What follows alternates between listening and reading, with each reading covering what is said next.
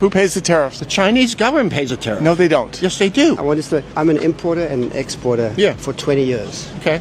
When a product comes into the US, there's something called a tariff sheet. Okay. I, as the buyer of that product, follow US law and pay the tariff. I'm an American citizen, an American taxpayer. I pay that tariff to the US government, and that increase in the cost I then sell to you for a higher price because I've got to cover that tariff. Then what about, there is then no, what do you say our tariffs are higher when they go overseas as opposed to theirs coming here? Tariffs are never a zero-sum game. Tariffs are a tool. For example, you might say, you want to sell us your beans. Yeah. We are going to give you a low tariff if you buy our corn. But the cost of the tariff is ultimately always borne by the consumer. Don't you think at the end of the day there may be more competition within the market of the U.S. government? You're confusing the question. This is not a question of competition. The point we're discussing is who bears the cost of the tariff. Okay. I couldn't tell you if it's good policy for the U.S. government to tax beans and for the Chinese government to tariff corn. But what I can absolutely assure you is that a product that comes into the U.S. is paid for by a U.S. company, and the increased cost of that